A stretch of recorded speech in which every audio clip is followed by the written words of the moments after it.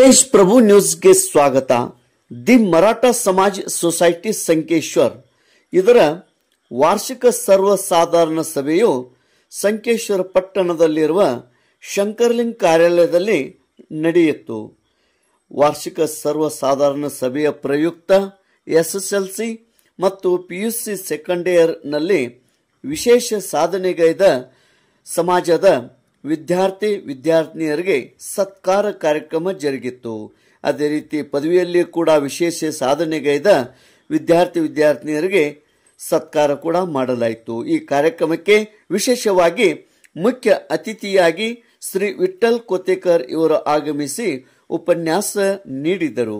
ಕಾರ್ಯಕ್ರಮದ ವೇದಿಕೆ ಮೇಲೆ ಅಧ್ಯಕ್ಷರಾದ ಅಮರ್ ನಲ್ಲೋಡೆ, ಉಪಾಧ್ಯಕ್ಷ ಎಲ್ಪಿ ಶೇಂಡಿಗೆ, ಸದಸ್ಯರಾದ ಅಪ್ಪ ಮೋರೆ, ಶ್ರೀಕಾಂತ್ ಹತ್ನೂರೆ, ಸುಭಾಷ್ ಕಾಸಾರ್ಕರ್, ದೀಪಕ್ ಬಿಸೆ, ಜಯಪ್ರಕಾಶ್ ಸಾವಂತ್, ಅಭಿಜಿತ್ ಕುರಣಕರ್, ರಾಜು ಜಾಧವ್ ಸೆಕ್ರೆಟರಿ, ಮಹಾದೇವ್ ಕ್ಷೀರಸಾಗರ್, ಶಶಿರಾಜ್ ಪಾಟೀಲ್, ರವೀಂದ್ರ ನಾರ್ವೇಕರ್, ಪುಷ್ಪರಾಜ್ ಮಾನೆ, ರಾಜು ಗಾಯಕ್ವಾಡ್ ಹಾಗೂ ಅನೇಕ ಗಣ್ಯಮಾನ್ಯರು ವೇದಿಕೆ ಮೇಲೆ ಆಸೀನರಾಗಿದ್ದರು.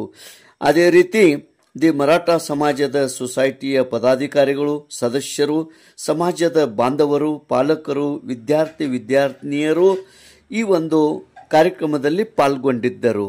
ಎಲ್ಲರಿಗೆ ಕಾರ್ಯಕ್ರಮ ಆದ ನಂತರ ಸ್ನೇಹ ಭೋಜನ ಆಯೋಜನೆ ಮಾಡಲಾಗಿತ್ತು. तेज प्रभु न्यूज संकेश्वर. नमस्कार.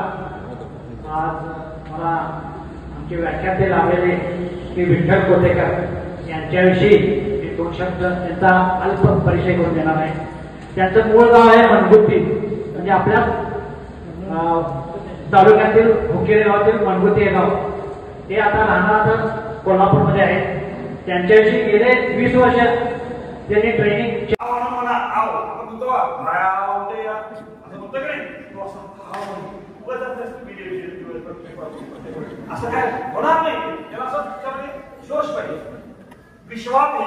विश्वामी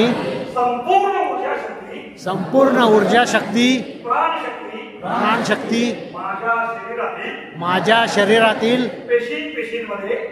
पेशींमध्ये भरलेले आहेत.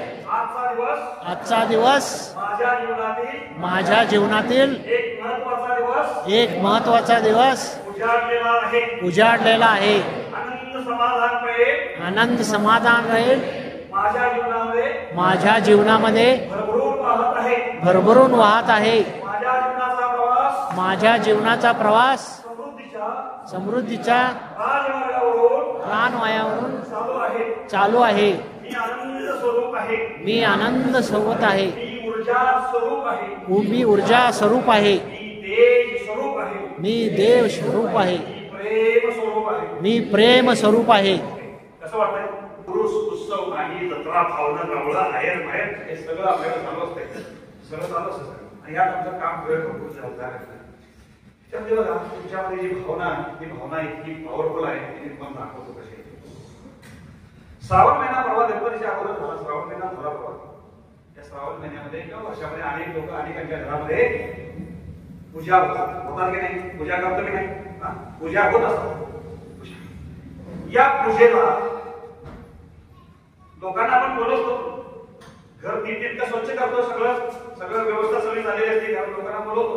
त्या पूजेला वेगवेगळी फुलं सगळं साहित्य आणतो आणि त्या पूजेला प्रसाद करतो.